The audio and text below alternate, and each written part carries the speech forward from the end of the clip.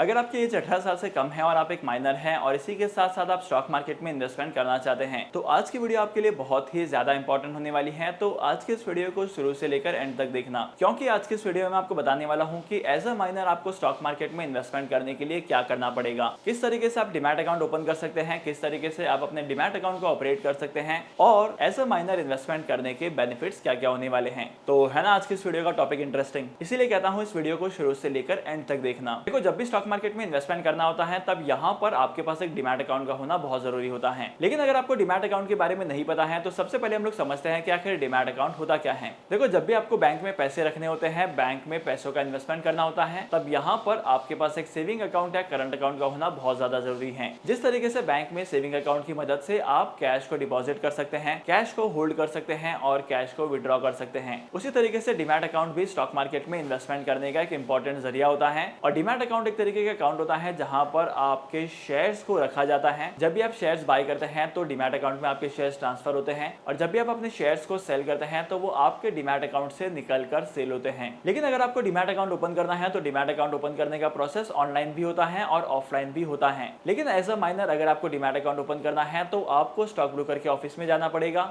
वहां पर जाकर फिजिकली फॉर्म भरना पड़ेगा और स्टॉक ब्रोकर के ऑफिस में जाने के बाद आपको रिटर्न फॉर्म भरना पड़ेगा और इसके साथ आपको आपके केवाईसी के डॉक्यूमेंट्स देने पड़ेंगे और केवाईसी डॉक्यूमेंट्स के साथ आपको आपके गार्डियंस की डिटेल्स भी देनी पड़ेगी। और अगर आपके पास आपका खुद का बैंक अकाउंट है तो आप अपने खुद के बैंक अकाउंट का नंबर भी दे सकते हैं। लेकिन अगर आपके पास आपका खुद का अकाउंट नंबर नहीं है तब यहाँ पर आप अपने पेरेंट्स या गार्डियन का अकाउंट नंबर यूज कर सकते हैं। जब भी आप डिमैट अकाउंट को ओपन करने के लिए एप्लीकेशन देते हैं तब यहाँ पर आपका एप्लीकेशन जो है वो विद इन 7 डेज अप्रूव हो जाता है। लेकिन अगर आपका एप्लीकेशन अप्रूव नहीं होता है तब यहाँ पर कुछ टेक्निकल ग्लिचेस होते हैं या कुछ डॉक्यूमेंटेशन में मिसमैच हो सकता है और इसी की वजह से आपका एप्लीकेशन रिजेक्ट हो सकता है। और सबसे खास बात तो यह है कि अगर आप लोग डिमैट अकाउंट ओपन करते हैं तब यहाँ पर आपके पास पैन कार्ड होना जरूरी है। सिर्फ और सिर्फ आधार कार्ड से आपका काम नहीं बनेगा। अगर आपके पास पैन कार्ड नहीं होगा तो आपके डॉक्यूमेंट्स को एक्सेप्ट ही नहीं किया जाएगा। लेकिन अब शायद आपके दिमाग में यह सवाल आ रहा होगा कि डिमैट अकाउंट के लिए पैन कार्ड कैसे बनाएंगे। पैन कार्ड तो 18 की एज अचीव करने के बाद ही बनता है, लेकिन ऐसा नहीं है। अगर आप लोग as a minor PAN card के लिए अप्लाई करते हैं तो आप लोग पैन कार्ड के लिए अप्लाई करके पैन कार्ड को ले सकते हैं। आपको पैन कार्ड तो मिल जाएगा लेकिन यहाँ पर आपकी फोटो और सिग्नेचर नहीं होगी। मोस्ट ऑफ केसेस में सिर्फ फोटो नहीं होती है, सिग्नेचर तो होती है। क्योंकि आपकी एज 18 ईयर्स से कम है तब यहाँ पर आपको माइनर्स का पैन कार्ड दिया जाएगा और जब आप मेजर में कन्वर्ट होते हैं और जब आप 18 की एज को कंप्लीट कर लेते हैं तब यहाँ पर आपके कार्ड को अपग्रेड करना होता है। आपको आपका माइनर वाला पैन कार्ड मेजर वाले पैन कार्ड में कन्वर्ट करना होता है जहां पर आपको फोटो और क्यूआर कोड मिलेगा। और जैसे आपका डिमैट अकाउंट ओपन हो जाता है वैसे ही आप डिमैट अकाउंट का इस्तेमाल करना शुरू कर सकते हैं। लेकिन आप अपने डिमैट अकाउंट में सिर्फ और सिर्फ इन्वेस्टमेंट्स कर सकते हैं। अगर आप सोचते हैं कि मैं अपने डिमैट अकाउंट का इस्तेमाल करके ट्रेडिंग कर सकता हूं, मैं अपने डिमैट अकाउंट का इस्तेमाल करके बहुत सारी चीजें कर सकता हूं, तो यहाँ पर ऐसा पॉसिबल नहीं है। माइनर्स का डिमैट अकाउंट ओपन करने के बाद आप यहाँ पर सिर्फ और सिर्फ इन्वेस्टमेंट्स कर सकते हैं,